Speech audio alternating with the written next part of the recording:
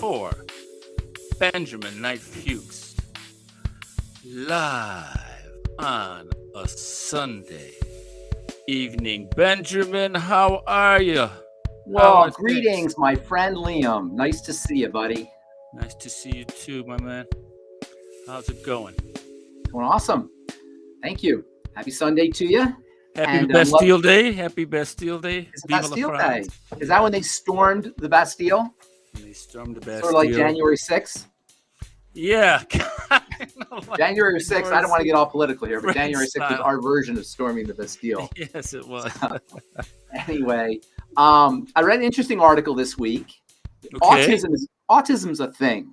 I hear about it all the time as a nutritionist and as a pharmacist, and people attribute vaccinations and other things to autism. I read this very interesting article, so I thought we would talk a little bit about autism, what's now called actually autism spectrum disorder. Autism spectrum. It's actually called autism spectrum disorder. And the reason it's called autism spectrum disorder is because they used to have a bunch of different diagnoses that were similar to autism: attention deficit disorder, Asperger's syndrome, mental health kinds of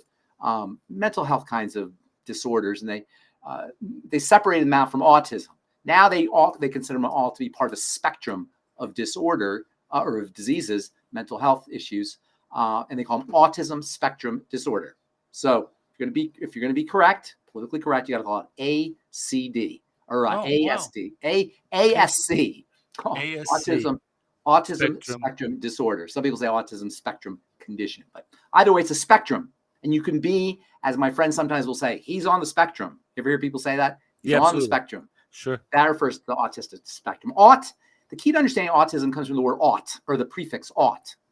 What is aut? What do you think of with auto? Aut, self. You're doing it yourself. When something's automatic, it does it itself, right? So auto refers to self. And somebody on the autistic spectrum disorder, autism spectrum disorder, autism disorder spectrum, somebody on the spectrum will not be able to interact with the outside world effectively. They'll either be super sensitive to stimuli, or they won't be able to interpret stimuli. Sometimes people will not understand social cues correctly. Like, for example, me and you having a conversation here, there's a lot of subconscious things that are happening as we're talking. I stop talking. Hopefully, I stop talking when you talk. You stop talking when I talk, and we kind of navigate. It's a dance, sort of. And in order to accomplish or to be good in this dance, in this communication dance or relationship dance with other people, you've got to be sensitive to cues. Autistic people are within themselves, self. They're not sensitive to outside cues, or they're not able to work with outside cues. Fascinating. I had not realized that was a feature of the condition. Okay. That's how the condition is. And so I don't know if you've ever seen an autistic kid. Sometimes they're really sensitive to noise. Sometimes they can't communicate. They can't talk. Or they can't emote correctly. They get angry quickly. Asperger's syndrome is something that can happen to adults. Autism actually does occur in adults also. And Asperger's syndrome is a type of disease that's on the spectrum, as they say, where people can't communicate correctly, or they have social anxiety disorder, or they somehow feel awkward in situations. And everybody feels a little awkward sometimes in social situations, but these people are pathological about it. It really affects their lives. So the thing about autism that's very interesting is rates have been increasing dramatically. I remember in the early 2000s, they talked about rates doubling, went from like 1 in 100 to 1 in 50 or so. But since 2010, it's doubled again. Oh my God! It was around 1 in 30. Yeah, it was around 1 in 40 people or so in 2010. Now it's 1 in 70 or 80 people. So the rates are increasing. Autistic rates are increasing, and nobody really knows why. But I read this interesting article today, this week. You could post up the first article, and it just reminded me of the triangle of disease. Now, I've always said autism is a digestive condition. It is initiated in the digestive system. There's obviously, whenever you have an emotional or mental health challenge, there are environmental, emotional, and mental issues. Sometimes trauma is involved, but not always. But what seems to be in common is there seems to be a gut or digestive problem associated with this condition. And I read a book many years ago, probably about 10 years ago, called The Gut and Psychology Syndrome by a doctor named Natasha Kinsky-Campbell. Anybody who is interested in this subject of the relationship between the gut and the brain, where she says the gut and psychology syndrome issue should read this book. It's a really cool book, and it has a lot of very interesting information, a lot of helpful information. So I knew about the relationship between autism and mental health conditions in general, including, by the way, dementia and problems with the microbiome, so-called dysbiosis. We always talk about dysbiosis. It's the first point on the triangle of disease. So anytime you have a chronic health condition, anytime you have a health challenge that does not resolve itself as it's supposed to, or as it would under ordinary conditions, you have to backtrack to the intestine, to dysbiosis, that is messed up gut bacteria, and a leaky gut. So it was no surprise to me, but I was very pleased to see this article is now on a mainstream news site, and it's now being accepted by the mainstream. So this is the article I read. If you could post that up again. And then if you pop that up, actually pop up the second article. This was an article that I just got off the web, off of, I think, Yahoo. This is from Medscape. Gut biomarkers accurately flag autism spectrum disorder. It turns out that there are little pieces of bacterial membrane, membranes of bacteria that live in the small intestine. Quick review. Bacteria is supposed to be in the large intestine, not the small intestine. The small intestine is a source of nourishment for bacteria because there's food there, not so in the large intestine. In the small intestine, if you have bacteria there, you're going to have a problem because now you have a medium for bacteria to ingest, to eat, to nourish themselves with, which is the food you ate. So this condition called small intestinal bacterial overgrowth is associated with leaky gut, and this is where it all happens. This is where it all begins. SIBO, they call it, small intestinal bacterial overgrowth, dysbiosis, messed up gut bacteria, if you want to speak colloquially. It's a disturbance in the microbiome. This disturbance in the microbiome causes a leaky gut, and literally pieces of bacteria called LPSs, lipopolysaccharides, will leak into the bloodstream and initiate inflammatory reactions in the nervous system, the brain, everywhere in the body. This is all health challenges. This is all of them. It's so simple that it's too simple. LPSs, lipopolysaccharides, are such a significant initiator of the inflammatory response that they'll actually give LPSs to rats and rabbits and animals when they want to test their drugs, their anti-inflammatory drugs. They'll use LPSs to stimulate an autoimmune or an inflammatory responses. So LPSs are also associated with autism spectrum disorder, and they're actually biomarkers. They can look for them. Next slide, Liam.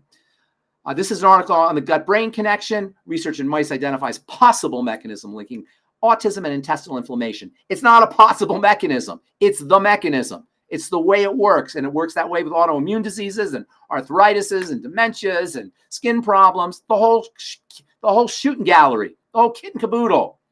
And this is so cool because, number one, it answers the mystery of chronic degenerative diseases, and particularly ones that involve the immune system, like autoimmune diseases, which affect millions, tens of millions of people, as well as other chronic health challenges. Especially, it's important for folks who are dealing with skin issues, which can be really problematic because they're on the outside of your body. So now you're dealing with psychological, and especially in kids, psychological and mental health issues. Anyway, if you pop that up again real quick, Liam, that last slide. So this is another article on the gut-brain connection that identifies a possible mechanism. This one's from Harvard. Next slide. And this is what it's all about. Inflammation and neuroimmune dysregulation in autism spectrum disorders. Autism is an inflammatory issue. It's an immune issue. This is so interesting to me. All our health challenges are inflammatory and immune. What does that tell us? It tells us that inflammation and immunity, which lead to disease, or I should say disease, which is related to inflammation and immunity, are all about defense, protection. This is what inflammation is, and this is what the immune system is. The immune system is our defense system. Inflammation is the calling card of the immune system. It's the way the immune system manifests, and it's a protective response. It's a wall. It's a beaver's dam. It's like an airbag. Now, of course, an airbag is great. It's going to save your life, but it can also kill you. Airbag can be very dangerous, and inflammation can be problematic too when it's out of balance or when it's not resolving itself. Now, this whole idea of the defensive response relates to the vagus nerve. We talked about the vagus nerve last week. The vagus nerve, vagus means wanderer, like vagrant. The vagus nerve is the longest nerve in the body. It runs from the brain and all the way down the body, all through the body. It covers all the nerves and innervates the digestive system, the heart, the respiratory system, plays a role in immunity and inflammation. It's important for the eating behavior, as we talked about, and chewing behavior, as we talked about on our last episode. It is the relaxation nerve. It activates the relaxation response. It's the main nerve of the parasympathetic nervous system, the relaxation nervous system, as opposed to the fight or flight nervous system, the sympathetic nervous system. There's two nervous systems. In fact, I want to talk about these two nervous systems next week because they're really fascinating, really important. The one nervous system is your stress nervous system. Your other nervous system is your relaxing nervous system. Where do you think you want to spend most of your time? The relaxing nervous system. Where do you think you are when you're sick? In the sympathetic nervous system. Now, it is a balance. So when I say you're in the sympathetic nervous system, I mean you're predominantly sympathetic. You're out of balance sympathetic as opposed to parasympathetic. When you're relaxed, you're skewed on the parasympathetic side. Vagus nerve regulates the relaxation response to the parasympathetic response. Guess what? When you stimulate the vagus nerve, you can treat autism. This is what this article is about. The vagus nerve and autism, an overlooked factor. Vagal tone and vagal stimulation, strengthening the vagus nerve, relaxing the body, is now thought to be, or at least are attempting to use it as a therapeutic modality for dealing with autism. But you can activate the vagus nerve in all kinds of ways. Slow, deep breathing, as we talked about last week, touching the tip of your mouth with your tongue, the top of your mouth with your tongue, where the soft palate in the back meets the hard palate in the front. There's a little space where you can touch the vagus nerve. You can do this to your ears. Do you know this? You can do this to your ears and you can activate your vagus nerve. Your vagus nerve is kind of contacted in this area, so you can sort of manipulate or put some pressure, energy in the vagus nerve this way. The belly is another way, right under the belly button. There's all kinds of ways to activate the vagus nerve. Warm water, massage, muscle relaxation, all of these hot tubs, all of these are vagal stimulation strategies. And it turns out that stimulating the vagus nerve electrically, which is what they do in research facilities, can also provide some relief from autism symptoms. But a warm bath can do the same thing. All right, next slide. So what do? You change the way you eat. Autism and diet go hand in hand, or autism and problems with the diet go hand in hand. And this has been known about for a long time, but it still hasn't quite caught the mainstream. This is what Dr. Natasha Kinsky-Campbell's book, The Gut and Psychology Syndrome, is all about. Next slide. Exercise as well can help. Exercise and diet nutrition combination can help. And there's a very solid literature review that talks about this. And it makes perfect sense. First of all, when you exercise, you're secreting endorphins. And these endorphins can have a mood stabilizing effect. And then also, of course, diet and nutrition can help. And exercise can also help the body process sugar so that sugar is shunted from the blood into the muscle and into the muscle for storage in the muscle as you're exercising, and probably also in the liver. And it'll drop. Your blood sugar will drop. So autism, by virtue of its connection with digestive health, also has a connection with insulin resistance and diabetes and blood sugar problems, or hypoglycemia, low blood sugar. And of course, it also leads to problems with cortisol and this whole triangle of disease that we talk about all the time as the basis, as the underlying cause of all chronic degenerative diseases at play here with autism, as well as other chronic illnesses, chronic degenerative illnesses. Starts off with the digestive system, works in the blood sugar system, works to cortisol and the thyroid. And by the way, it's a circle. So the thyroid suppresses or affects the digestive system, which affects causes more blood sugar effects or dysglycemia, messed up blood sugar effects. And you get this triangle that circulates like a triangle, not like a circle, like a triangle. All right. So another at least explored cause of autism, something that's thought to be involved, is, next slide, processed food. Oh, next slide after that is processed foods.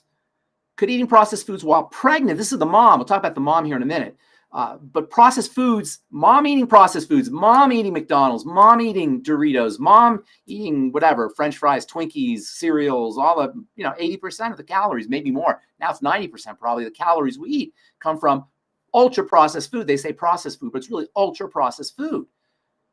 This is a really significant problem because it goes to show you can't indulge in the corporate swill, which is what processed food is, and not have some kind of health implication for it. And now not only are we having health implications, but our babies, our fetuses, if that's the word, feti or fetuses, and then infants, even before they're fed, even before they're eating their own baby food and Enfamil and, you know, Happy Meals, whatever the heck they're eating in the womb, they're suffering from the mom's ingestion of processed food. Next slide.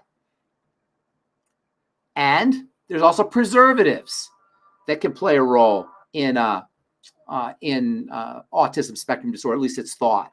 Between preservatives like glyphosate and I should say fertilizers like glyphosate, as well as preservatives in food and disruptions in the microbiome. Can you pull that up a little bit? Can you pull that up just a hair for me? Keep going there. Let's get rid of that little ad there. I want to see which one they're talking about here. Oh, this one's propionic acid. Okay, propionic acid actually is not one of the, there's worse preservatives than propionic acid, but that is a fatty acid that's secreted by bacteria, and it plays a role in how bacteria talk to each other in the intestine. So it's thought that propionic acid, exposure to propionic acid may disrupt the microbiome of the mom, and that may lead to problems with the autistic child. Next slide.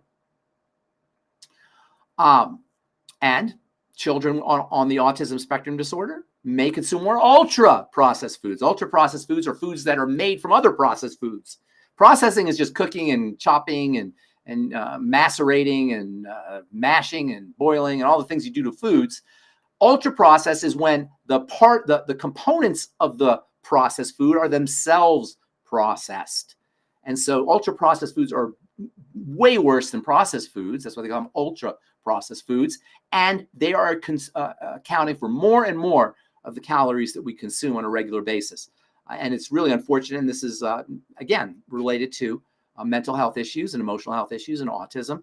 Also, autistic kids are notoriously picky eaters. They like foods, or they can like foods, a lot of them, that have a certain crunch to them, texture to them, softness to them, high calorie foods. So they're especially susceptible to the siren calls of Twinkies and French fries and pizza and McDonald's hamburgers and tacos and all the foods that we all eat. But autistic kids tend to be especially prone towards indulging or enjoying these kinds of foods as opposed to vegetables or healthy foods. And this is really one of the problems associated with autism, with treating autism, is that the kids don't like to eat well. And if you already see that there's a diet relationship and an intestinal health relationship, you can see how not eating well is going to be a problem, especially if the parent is not familiar with this underlying causal factor, intestinal health and food health. Next slide. Okay, so what do you do about it? Well, there are nutrients you can use, first of all. The B vitamins are phenomenal for the brain, for everybody. They call the B vitamins the anti-stress vitamins, and that's because they give the body energy. When the body has energy and when it has resources, it feels good about itself. I've been in the skincare business now for 40 years, and one of the secrets I learned about skincare formulations, if you can drown, saturate, drench the skin cells specifically, with nutrients, the skin will be so happy. It'll make collagen, it'll make moisture factors, it'll make healthier skin for you. This is true internally, and this is why pounding nutrition is so important. Not just supplements, but good food, quality food. Not calories, because those represent work, but resources. Resources means vitamins, minerals, aminos and fatty acids, and certain phyto or plant nutrients. These are things that the body can use to make things. And when body feels like it has resources to make things, it's going to make things. It's going to build tissue. It's going to repair. It's going to anti-age. It's going to reduce inflammation. It's going to fight disease. It's going to support digestion and absorption of nutrients. This is why it's going to help repair leaky gut. This is why I'm so big on nutritional supplementation. No surprise. It turns out that the B vitamins, which are important for the heart, they're your anti-stress vitamins. They're important for energy on all levels. They're important for the skin, would also be important for the brain. Niacin was actually used, vitamin B3, by Dr. Abram Hoffer back in the 1950s to treat schizophrenia. And by the way, schizophrenia is part of this whole, I don't think it's on the spectrum, but it's kind of the same idea where you're dealing with immune and inflammatory conditions in the nervous system. This is affecting how nerves are firing and how neurotransmitters, nerve chemicals are being secreted, etc. So Niacin has a long tradition of being used. Vitamin B3 has a long tradition of being used to treat mental health issues. There are people who use vitamin B3 to treat social anxiety disorder. And no surprise, it can also be used to treat autism. Likewise with vitamin B6, I think was the other vitamin that they mentioned there. And also, if you put the next slide up, this is really cool, I think. Vitamin B1. This has got to be, I'm not going to say it's my favorite vitamin because I got a few that I really love, but it's one of my favorite vitamins because it's so useful for the most important part of the body when it comes to how we perform and how we function, and that's the nervous system. Thiamine is a nervous system vitamin. It also is involved in helping the body process sugar. There are many illnesses that are associated with both sugar processing and neurology, and by virtue of its ability to improve sugar processing and neurology, thiamine is incredibly valuable for the brain, and it's depleted by sugar. So the more carbs, the more sugar, the more refined carbs you're eating, the less thiamine you're going to have. And one of the causes of thiamine deficiency is mental health problems, including attention deficit disorder and emotional problems. And there's Werner-Korsakoff syndrome, also known as alcoholic psychosis. Now it turns out that there's a relationship between autism spectrum disorder and thiamine, at least in terms of treating autism spectrum disorder with a specialized form of thiamine, vitamin B1. You don't need a specialized form. This is a tetrahydrofuryl disulfide form. You can just do the plain old thiamine that you get in most vitamin supplements, or of course, we love the Beyond Tangy Tangerine from Longevity. That is a wonderful source of thiamine. Thiamine is also very important, by the way, just as an aside, for enervating the intestine. Chronic constipation can be caused by thiamine deficiency. Of course, chronic constipation can be one of the causes of SIBO. Chronic constipation can exacerbate intestinal problems. So you can see why this is such a valuable vitamin. You do need some pretty significant doses of thiamine. The RDA, as with all RDAs, is pathetically low. It's not there to keep us healthy. It's there to keep us from being diseased. This is how the medical model thinks. It keeps us from being diseased, but it doesn't. It's there to keep us from being diseased, but it's not there to keep us maximally healthy. Not that I'm knocking on the medical model, because keeping us disease-free is a very worthy goal, of course. But we deserve more than just not having a disease. We deserve to be maximally healthy and strong. So you need a lot of thiamine, 100 milligrams a day, 200 milligrams a day, even 300 to 400 milligrams a day of thiamine. If you're chronically constipated, by the way, thiamine may be just the answer for you. Always take the B vitamins together. You don't want to take just one B vitamin. So if you're dosing with high levels of thiamine, you want to balance that out with niacin and riboflavin, vitamin B2 and B6, and all the other B vitamins. Okay, so the next slide here. This is super cool. I thought this was really interesting. Autism risk determined by the health of the mom's microbiome. So mom, you got to take care of your health. We talked earlier about how deficiencies, nutritional deficiencies that mom experiences can be a problem. So can problems with mom's microbiome. So can problems with mom's blood sugar. So can problems with mom's cortisol levels. So can all health issues, inflammatory health issues that mom is dealing with. Those can all be involved, not just in autism, but also in eczema, childhood acne, ear infections that kids often get. All of these can be, or asthma, respiratory problems. All of these can be related to problems with mom's microbiome. And if you're breastfeeding and your kid has a rash, or your kid has problems breathing or diarrhea or eczema or whatever, that's on the mom, because that means the inflammatory factors from the dysbiosis are coming out in the breast milk. And so mom, you got to be really careful here. Moms should always be supplementing with not only the good probiotics and correcting digestive health for the baby, but also with omega fats. Omega-3 fats are also protective against neural problems, and they're also building for the nervous system. So when mom supplements with omega-3 fats, fish oil, flaxseed oil, other omega-3 fats, fish oil isn't really essential, but it does have DHA and EPA. Not only will the kid have a bigger brain, or he'll be smarter, better intellectual functioning, but also better eyesight and better hand-eye coordination. And as it turns out, he'll have lower risk of emotional and mental health challenges, such as autism. Last thing I want to say here, Liam, is there's a lot of talk about the relationship between vaccines and autism. Have you heard this? The relationship, people are saying, oh, it's vaccines that are causing autism. I'm not sure I don't know whether it's vaccines Yes. or not, but I can tell you that vaccines can disturb the microbiome.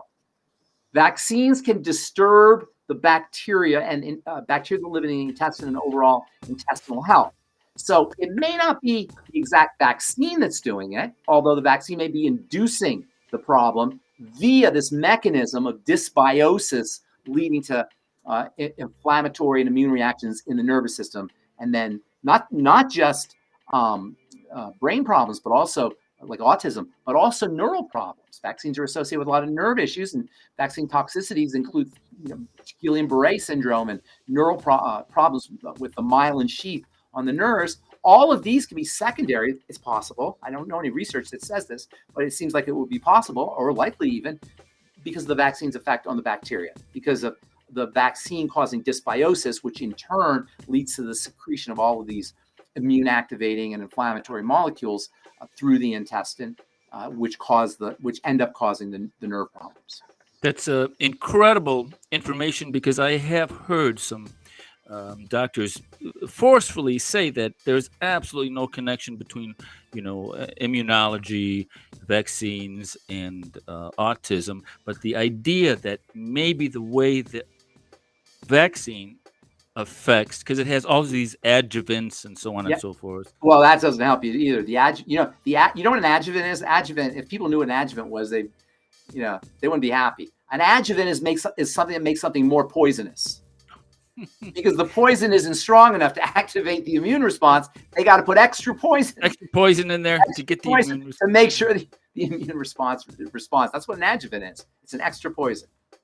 So I learned so much today, Ben. I have one question, because you were talking about how autism is a disease that manifests itself in the person sort of internally processing the world, and they're internalizing themselves. They're internalizing themselves. So let's say you're a mom or a dad, you've got an autistic kid, and they don't want to eat this, and you have to support their immune system. It's not easy. Nutrition. Are there transdermal strategies? No, you got to eat. You got to eat. Yeah, that's good thinking, though. IV, if you can get them IV. But no, you got to eat. Kids got to eat. And it is tough.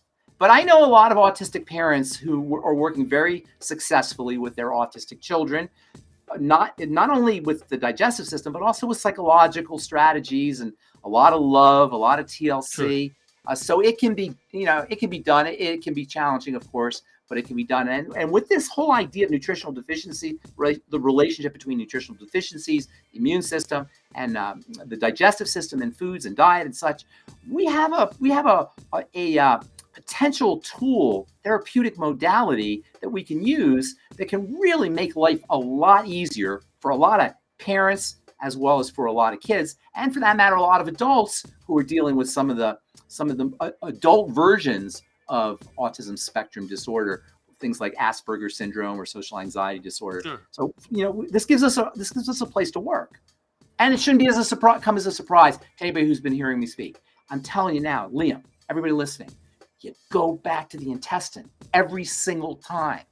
Dysbiosis, leaky gut, secretion of toxins into the bloodstream. Every time you work on digestive health, do a food diary, eliminate problem foods, make sure you're supporting intestinal health, make sure you're supporting digestive health with apple cider vinegar with your meals, and digestive enzymes with your meals, and bile salts, and chewing your food. Just chewing your food can be a great strategy for stimulating digestive juices and for improving the digestive process by pre-digesting the food in your mouth and activating it with saliva. There's so many ways that we can actuate good health, reverse chronic degenerative disease, eliminate the possibility of chronic degenerative disease, and live longer, all without the medical model, without drugs, without pharmacists, without doctors. We can do this on our own.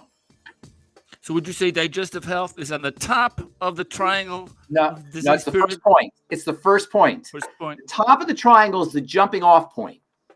The top of the triangle is where you jump off into cardiovascular disease, mental health problems, immune problems, autoimmunity, skin issues. So that's the jumping off point. The first point is the digestive system, then the blood sugar system, then the adrenal thyroid axis, and then it's the jumping off point, but then also you go back down again. See, it's a circle. it's a downward spiral. And it's really because the thyroid regulates the digestive system as well as the blood sugar system. Fascinating way to look at health, my man. Awesome. All right, Ben. Thanks so much for Thank you. a fascinating. We'll see you next week. Look Thank you so at much, Liam. autism. Thank everyone for watching. Leave your questions and comments on the platform that you're checking the podcast out on, and we'll see you next Sunday. Take care, everyone. Thanks so much for watching. Au revoir.